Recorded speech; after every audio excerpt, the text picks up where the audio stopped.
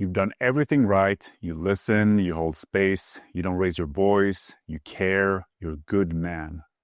And yet, no one feels your leadership. You've been told that sensitivity is strength and that vulnerability is power. And it is. But not when it's used to hide.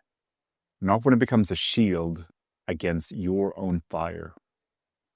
There is a crisis in masculinity that no one wants to name. Men who are emotionally intelligent but energetically castrated. Men who are grounded in compassion but afraid to take command. Men who want to lead but have no spine left to stand on. If that stings, it should. Because if you've ever felt like you're leaking your power by trying to be a good guy, you're not alone.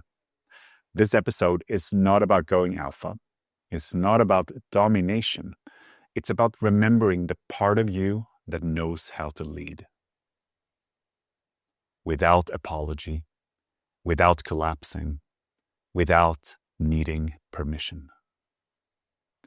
Welcome to the second episode of the Command Your Life podcast.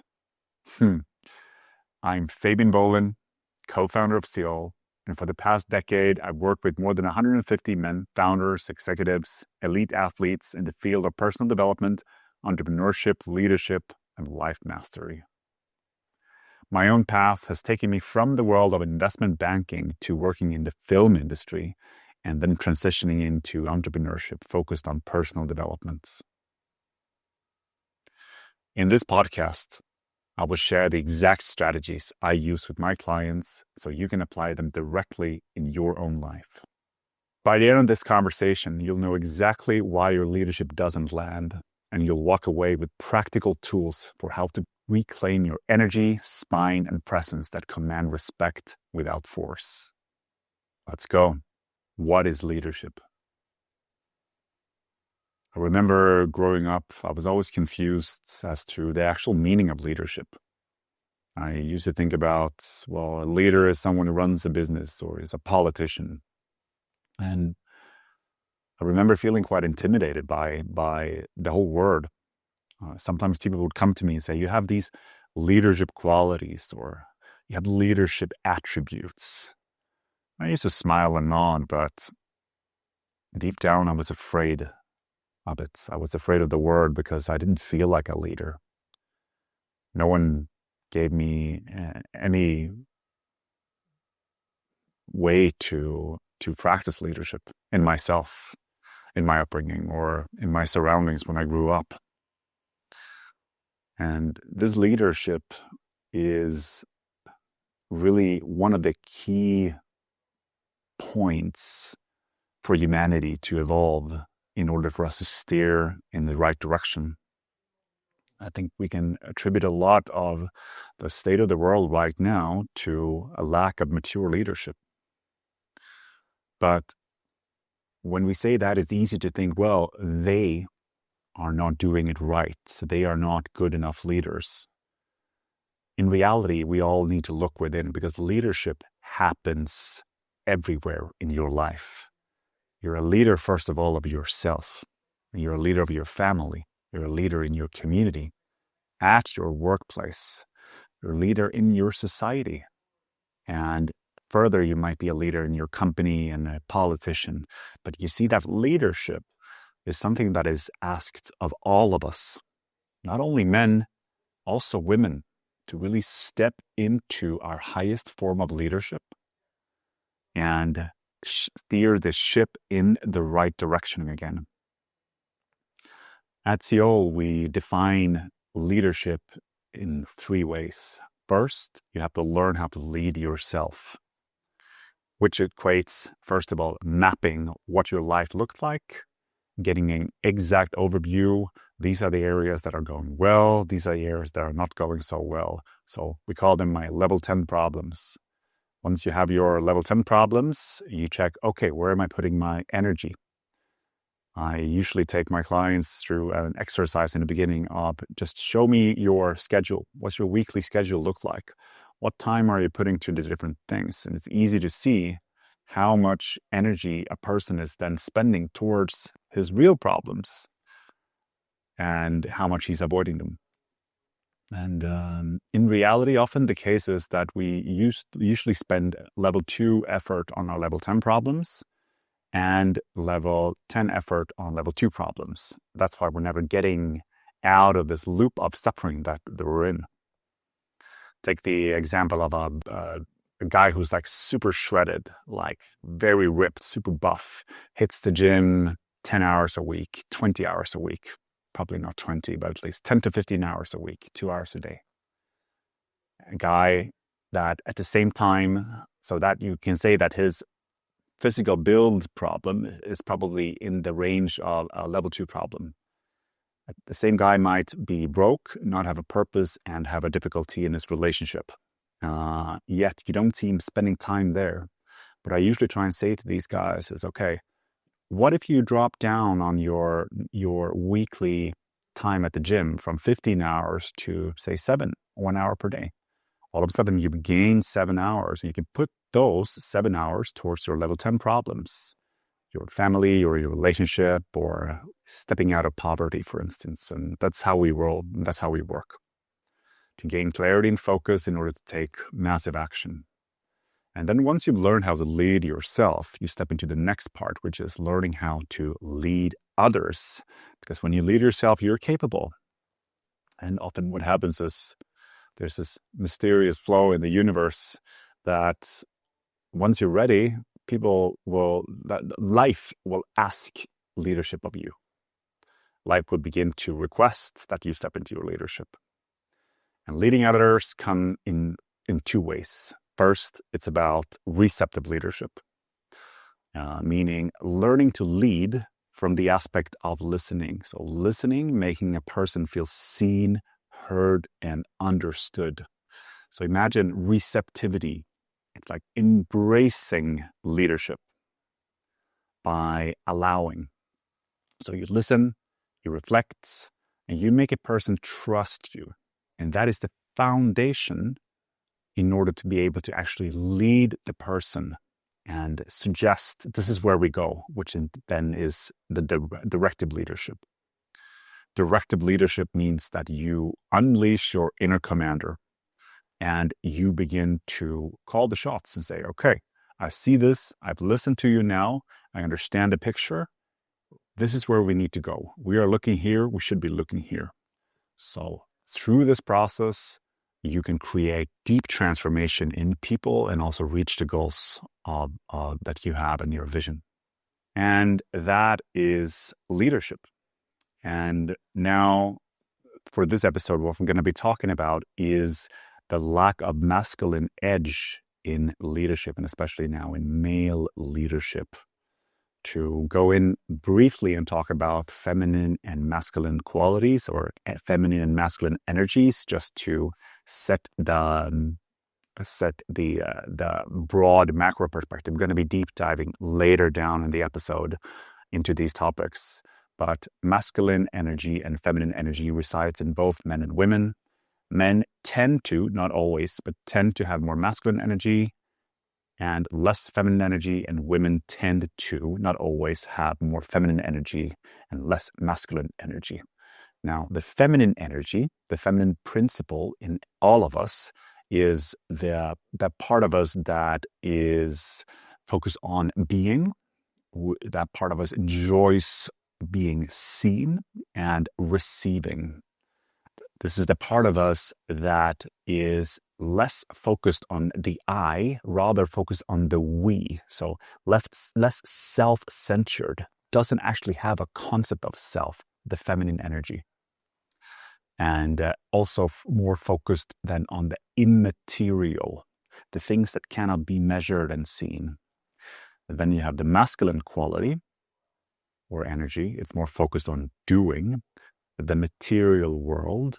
In the masculine is the part of us that says I. So the masculine is where the sense of self resides. And it's also prefers to give. Yeah. So just a brief one about those two. We're going to be deep diving a lot more into that later down the line.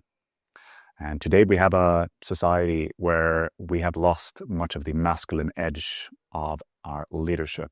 And why this happens, why this is a problem of today can be attributed to many things. But one of the main one is the lack of proper initiation of boys into men. Initiations meaning a rites of passage, a form of ceremony that takes the boy out of boyhood through a physiological or psychological death process so that the man psychology can arise inside of the boy and he can continue living his life as a man instead of a boy. This is something that all tribes did and still do, but something that we've lost in modern society. It usually involves the boy having to go through a series of tests, hardships, challenges, and also often having to leave the tribe in order to go and die psychologically, in order to then return back to the tribe with new man eyes. And once he sees the tribe again, he will understand how important the tribe is for him and how grateful he is to have this tribe, and then spend the rest of his life in service of this tribe. So there are many forms of initiation rites all over the world. But here in the West, in the culture, besides military training, which has, some qualities of it, but nowhere near the full width of what is really needed to initiate a boy into manhood, there's nothing. And this is one of the problems that we have. And you might ask, what about girls? Do they have initiation rites? Well, it's a different thing for girls due to the biological nature of girlhood into womanhood. You see, the nature in itself does take care of this rite of passage in the form of the menstruation process around 12 or 13 or 14. Around that time, all women enter into womanhood through the menstruation process. And of course, this is just the beginning of womanhood, and womanhood takes many different, has many different phases and parts as well. Some women then choose to go into motherhood and so on, which is another rites passage, giving birth and raising a child. But back to the men. And so we have a lot of men who are today, sadly, in their boy psychology still, because they haven't received enough proper initiation. And some qualities that describe it's quite simple. A boy thinks, 1, that he is the center of the universe. 2, he avoids responsibility. And 3, searches for a mother. Man psychology thinks he's not the center of the universe, however, an important part of it.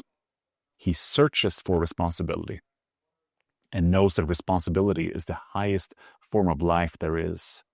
And thirdly, he longs for an equal partner, not a mother. And this is something that we can all look deep within and see, well, how much are we actually in our boy psychology and male psychology?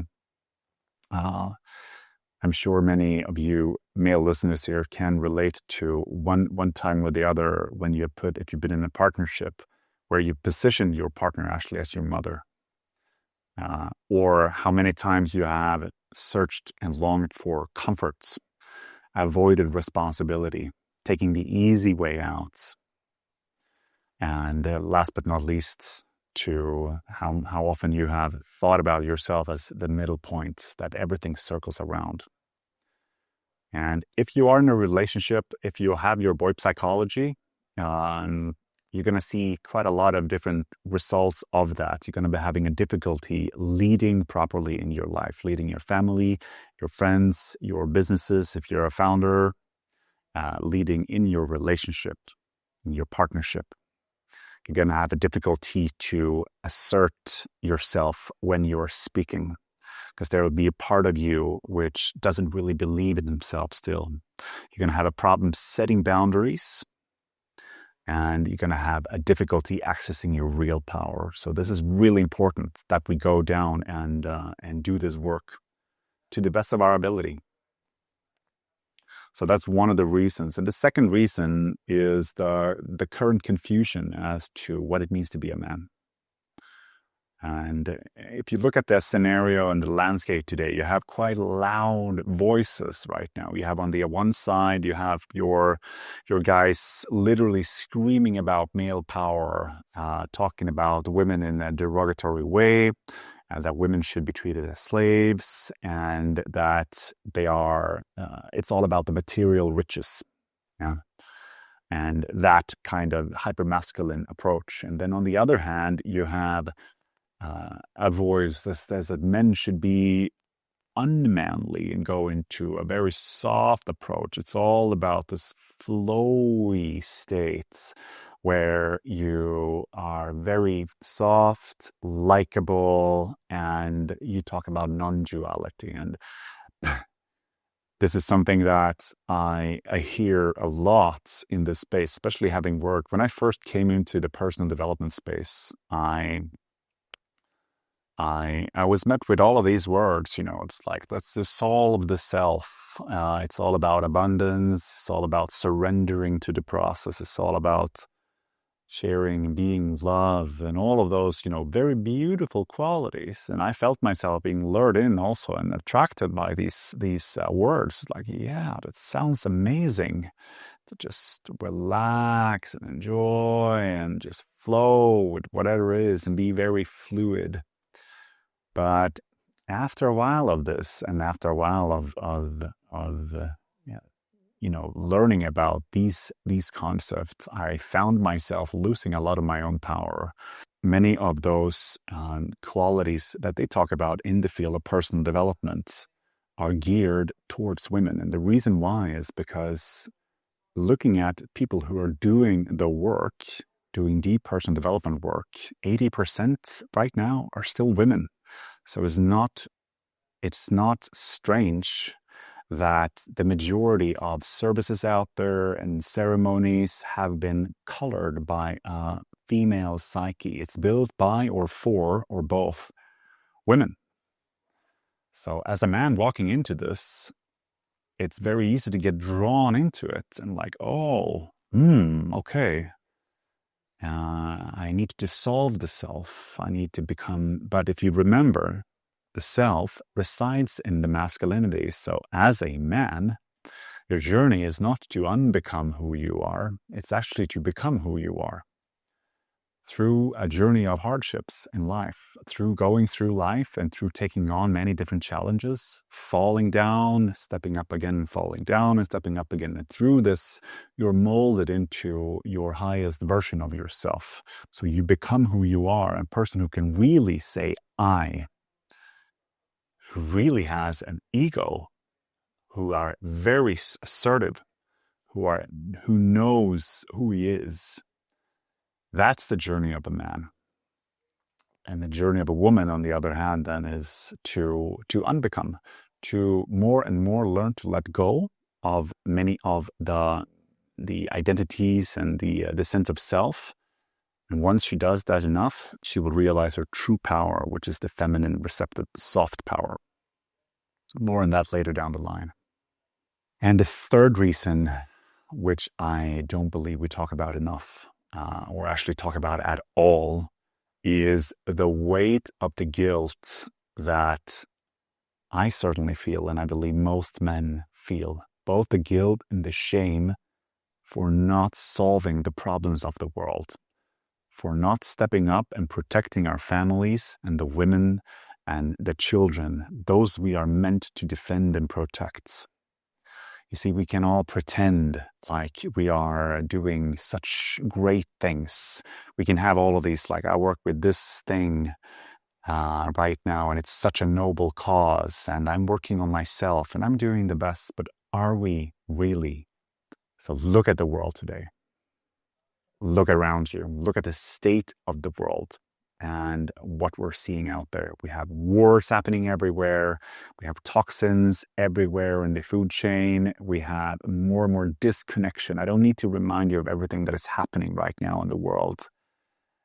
And deep down, I believe all of us men feel that we're not taking responsibility right now.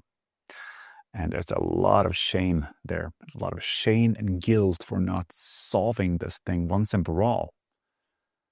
We seem to not know our way out of this. And as a man, it is our role to protect those that we love, isn't it? So there, the weight of this is beginning to weigh so much on all of us.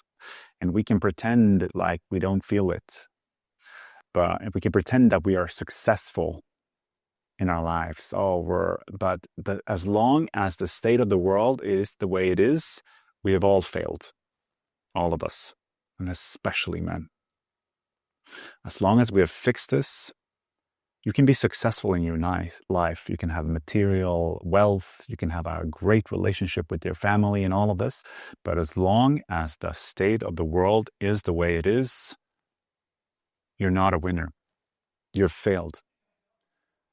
And before we acknowledge this properly and really step up and take responsibility, we'll never gain the freedom that we yearn for.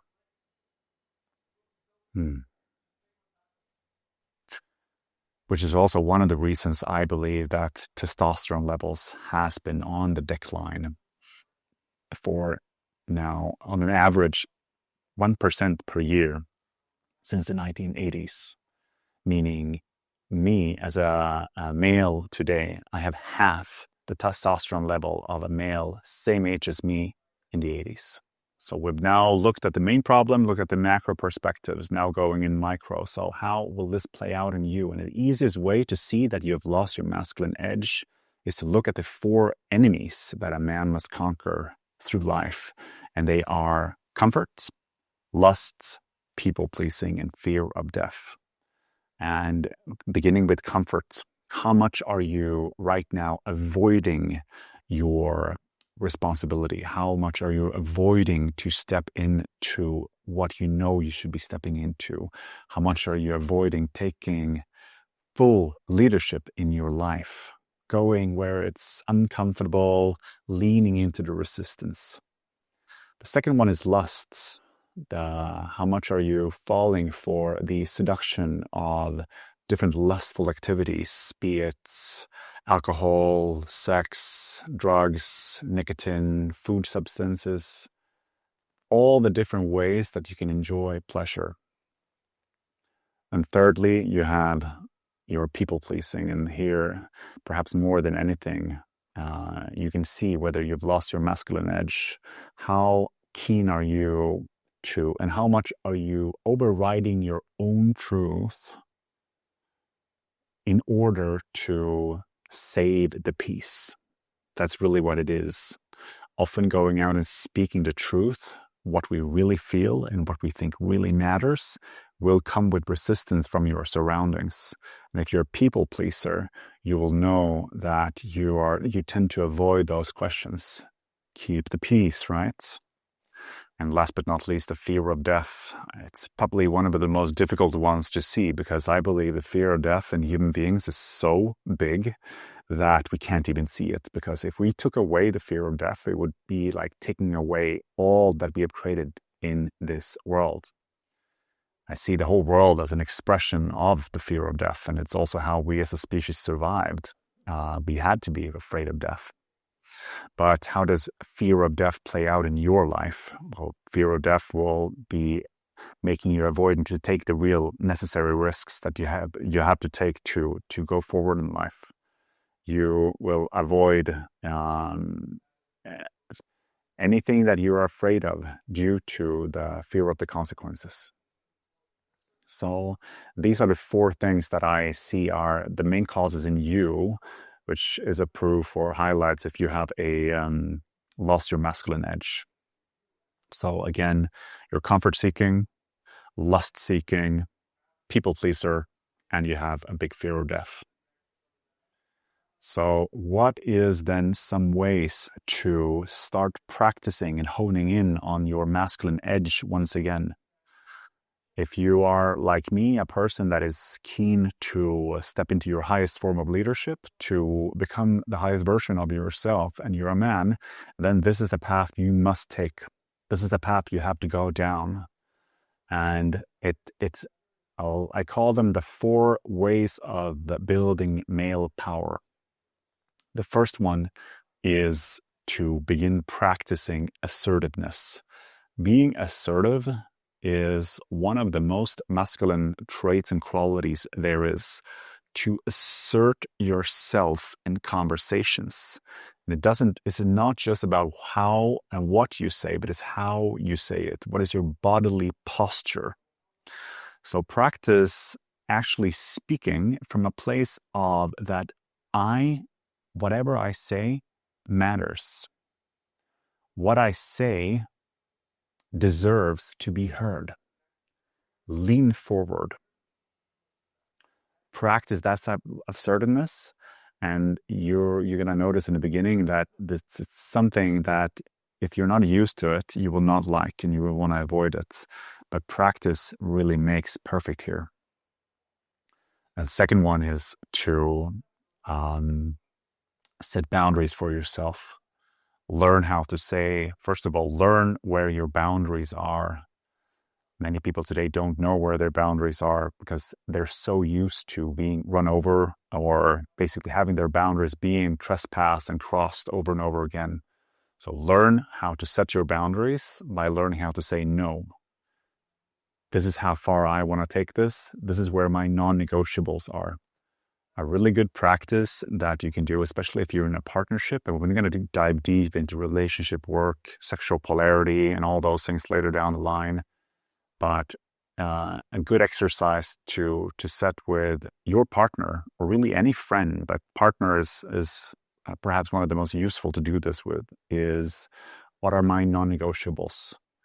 What are things that you can do, which if you do them and don't change them, I will walk away. And also what you can do whilst doing the same exercise is to ask, what are the things that you can do to make me want to stay with you forever? And what are some things that you can do that will gradually take me away from you, or that you're doing that will gradually take me away from you? Having that conversation with your loving partner is a powerful one for sure.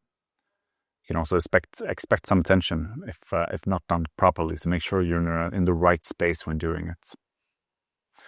So we have then first the practice assertiveness. The third one is that second one is set boundaries, and the third one is lean into conflict. Not chase it, but when you notice there is a conflict near you or conflict possibly arising, rather than going into your people-pleasing trait, which is, okay, there's conflict happening here, I better back down to save the peace, do the opposite. Lean into it. Lean into it with curiosity. Say, and you can do that respectfully without starting to bash each other. Just say, hey, I'm noticing some tension inside of myself. And a really great way to do that is to share what it is that you're feeling right now. When you said that, or state something that is obvious, like when you did this or you did that, so something that is not debatable, this is what happens inside of myself. And then you lean into it by opening up what's happening inside of you, rather than pointing and saying, oh, you did this. You said that in a disrespectful way. Well, that's debatable. That person maybe didn't mean to say it in that way. Maybe you interpreted it that way. So always lean in with your experience. And play with that conflict. You know, conflict equals energy. There's always potential for growth there. And then lastly, start the process of rebuilding your male power. Now, this is a deep one that I'll be sharing a lot about going forward in the conversation in this podcast. But I want to talk about the 8 pillars of male power that there is. I'm going to list them for you now and talk about them briefly. But it's your fitness, nutrition, sleep, water, your hormone optimization, your sexual energy, stress levels or stress management, and purpose. So these are the 8 pillars that you want to build in order to create your biggest form of power that you can inside of yourself. Starting then with fitness, and I'm just going to go through them now generally as an overview, and then we'll have many episodes to deep dive into each of these topics. But for fitness, you want to make sure that you are training ideally every day, but at least 5 times a week. And the easiest one to remember is you want to do 3 times strength, and you want to do 2 times cardio. Ideally, one of those cardios is sprinting, and the other one is more endurance. And in the 3 sets per week of strength training, you can do either make sure that you get the whole body during the 3 rounds, or you take one day where you do both upper body and lower body, and then you do 1 more upper body and then 1 more lower body. In that way, you get 2 upper body and 2 lower body in the evening. But it's not just about doing the practice. Obviously, that's the fitness, but also how you do it. If you want to build your masculine power and male power, you want to make sure to do it with intensity. So whatever you do, and also with presence. So intensity and presence. Make sure that you're really, really training when you're training.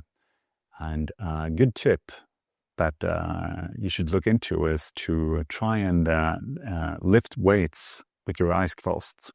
It will give you much more of a bodily sensation as you're doing it. So this is fitness. And then second one is nutrition.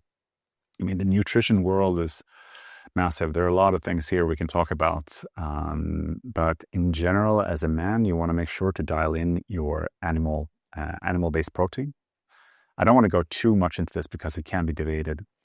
So I'll just share what I do here. So I focus on whole foods to the best of my ability, and I go animal-based protein and do low to no carbs, especially not fast carbs. If I do carbs, it's often complex carbs, so your vegetables, right? And there's also here intermittent, different fasting styles. You can do intermittent fasting, very common. You skip breakfasts, and then you do only eat lunch and dinner, and then other practices in fasting that are, you can look into much more. I'm not going to be going into them today. Then we have sleep. So dialing in your sleep is highly, highly important for testosterone production. And testosterone is ultimately one of the key hormones that you as a man want to make sure that you have as high as you can. And you want to eat, first of all, ideally 2 to 3 hours before you go to bed.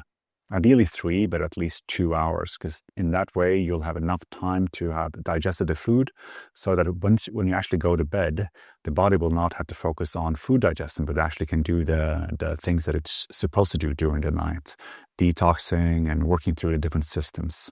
Yeah, you want to avoid blue lights before going to bed, ideally a few hours, 2 to 3 hours before going to bed. I know it's not easy.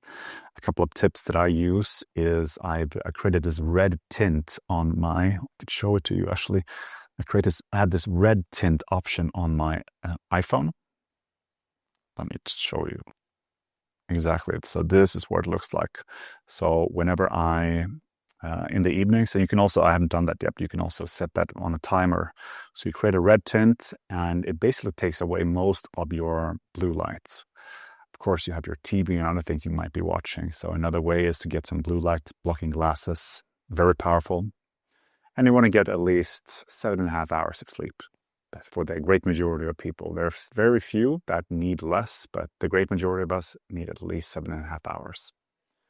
A good app that I use in the tool is Aura Ring, so you can start tracking your sleep and make sure that you get the right amount. There's a lot of data coming out of that app, and it's personally helped me so much in making sure that I really dial in my sleep now, and I'm getting the right sleeping points on a nightly basis. Not as good as Brian Johnson, who has like 99 or 100 every time, but at least it's hovering around 90, sometimes a bit more. Then we have water, hydration. So the great majority of us drink way too little, and also the quality of the water that we drink.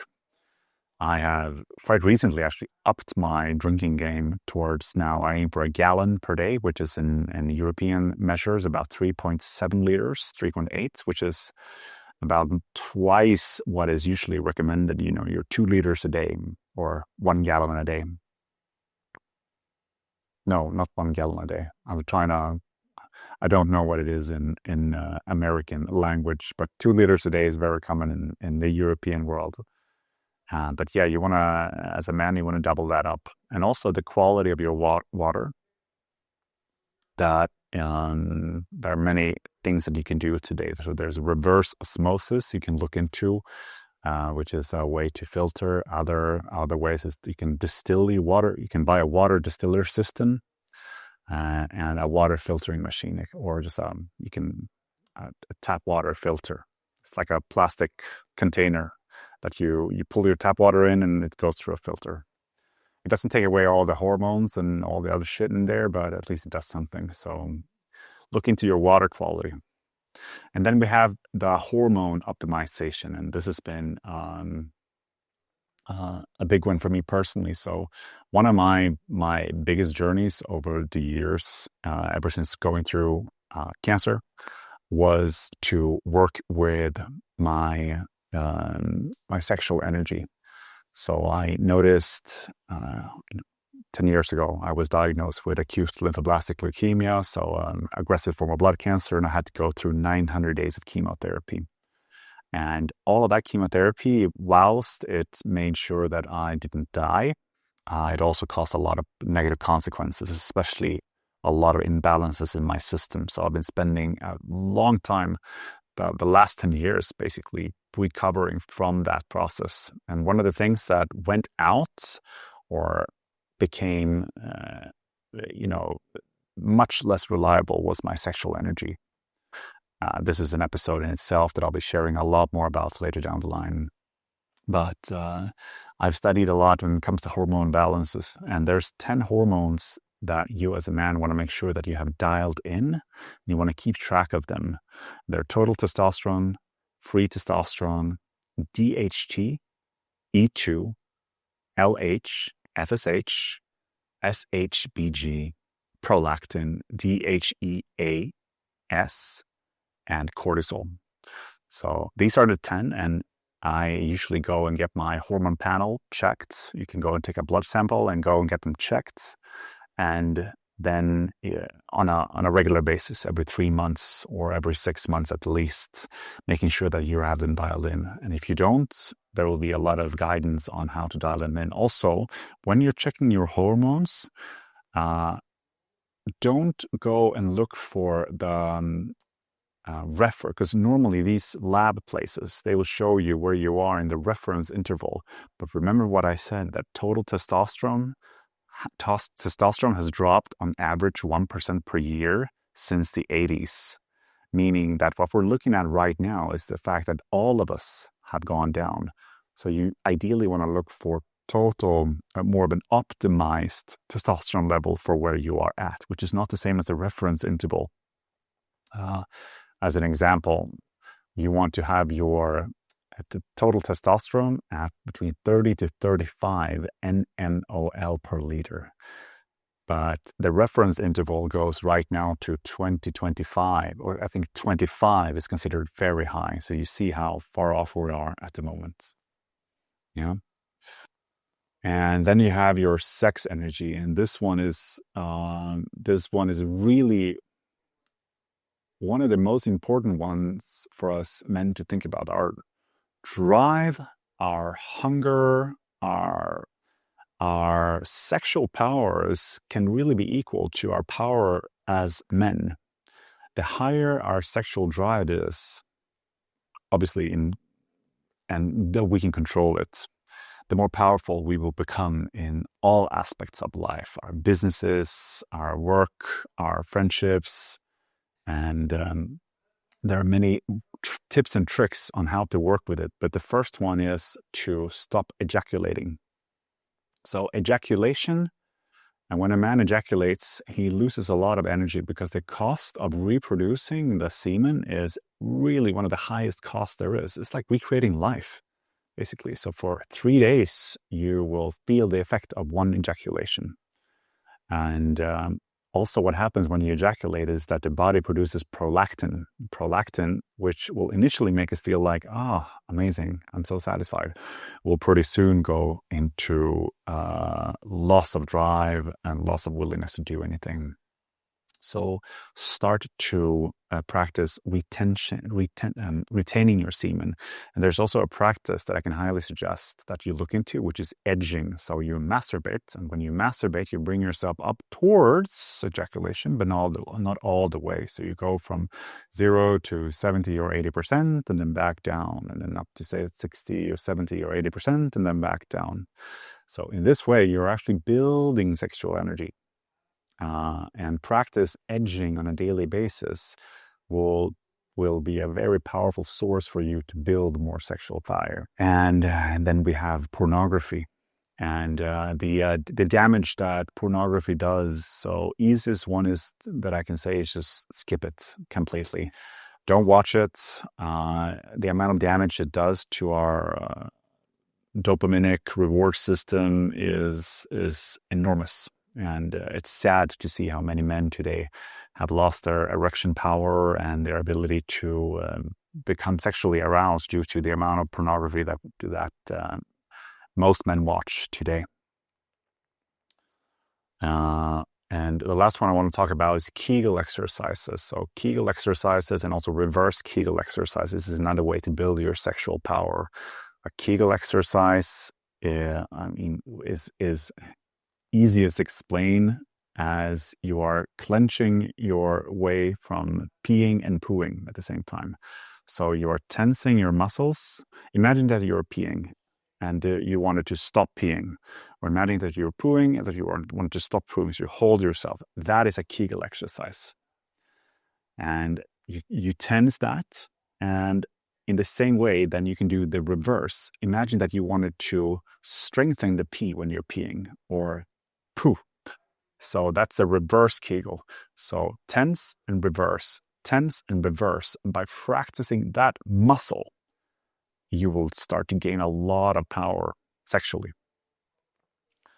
And then we have stress management as the seventh pillar. So stress used to be, I remember, or the inventor of stress, he was remorseful because he realized that stress in itself had become demonized. And stress in itself is not bad. There are forms of stress which are less healthy for us, like adrenal stress, which is the form of stress, which is that we believe that we have a tiger behind us. Probably not the best to have. But arousal and being stressed is so powerful. It's the reason why we get up in the morning, to feel like we have to do things and start to work. And so stress in itself is not bad, not even adrenal stress. What you want to look at is your body's ability to recover from the stress and regain the balance. And there is something, because today, when people talk about how stress is bad, what they're really saying is that the inability to recover from stress is what is bad. So many of us are in the sympathetic nervous system on a daily basis from morning to evening. I'll be talking more about the parasympathetic and the sympathetic nervous system also later down the line. But the sympathetic is the part of us that wants to take action and do. And the more it goes into the sympathetic tone, you enter what's called fight or flight, which is the highest form. So finding good and healthy ways to bring your system back into balance is important. And here there are many tools: cold showers, there's breathwork tools, exercising, meditation, and a multitude of various tools, and there you can find your own ones. That's something I do as well, which is, I mentioned it before, the Oura Ring is really a powerful one when it comes to measuring stress. They recently came out about 6 months ago, or maybe a year ago, with this thing where you can check daytime stress. So you see they have 4 stages. It's restored, which is super, super calm, and then it's relaxed, and then it's engaged, and then they call it stress. But I see it as like high stress there.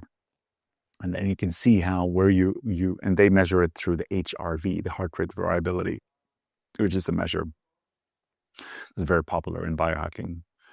And you can see there where you are at. So check that in. And last but not least, the 8th pillar here is purpose. To have a purpose and to have be connected to what it is that you're doing in life. If you don't rise and know that you're on the right path for you, you're not following your heart's desire and the soul, the yearning of your soul, you're never really gonna be able to access your true power. So these are the 8 ways to build male sexual power, and as you can see, it's quite a lot. And we'll be dissecting every one of them throughout this podcast, because I believe that if you can get all of them in, you're going to have a brilliant life journey for yourself. So just to highlight them again, the 8 aspects of male sexual power is fitness, it's your nutrition, it's your sleep, it's your water or hydration, it's your hormone optimization, sexual energy, it's your stress management, and last but not least, your access to purpose. Yeah. We've come to the end of the episode. Today, we've covered a lot of ground in regards to the lack of masculine edge in male leadership of today. We've looked at the macro reasons for that, which is the lack of initiation today from boyhood to manhood, the confusion in terms of what it means to be a man. What is men today? Is it the hypermasculine or is it the softness? It's somewhere in the middle. And then also the weight of the burden of the shame and the guilt that we don't talk about, which I suspect all of us men have deep inside of ourselves, because we are not doing the work that we're supposed to be doing right now. We're not protecting the families, our women, our children, and those that we love. And these 3 are causing us to lose so much power. And how does this play out in your own life? Well, we looked at the 4 enemies that a man must conquer in life, and how if you don't have your power, you're going to easily succumb to them. It is the comfort-seeking part of you, the part of you that avoids the going into challenge and difficulty and resistance. We have the lust seeker inside of you, which searches for pleasure in many ways: sex, sugar, porn, alcohol, all types of addictions. And then we have the fear of death, then, which makes us avoid taking the real risks that we that we need to take in order to grow in life, due to fear for the consequences. And last but not least, we have the people pleaser, the part of us which rather not speak our truth. We go silent in order to keep and persevere and prevail the peace, because we're afraid of the conflict. And we then went in to check what are 4 practical ways to start rebuilding your own male power again. And the first one is to practice assertiveness. So step into a room and claim the room with your voice and your presence. When you speak, know that what you have to say matters and that your message deserves to be heard. Secondly, set boundaries. Assess what are your boundaries, what are your non-negotiables, and make sure to stand by your boundaries if someone trespasses over them. Thirdly, lean into conflict. So conflict is the practice ground for this part of yourself that you're looking for. If we're talking about male masculine edge, stop thinking about conflict as dangerous. Go into it and with curiosity, and understand that there's energy in a conflict that, if used wisely and correctly, can transform you and help you grow. And last but not least, build your male power. And we looked at the 8 pillars of building male power, being fitness, nutrition, sleep, water, hormone optimization, sex energy, stress management, and having a purpose.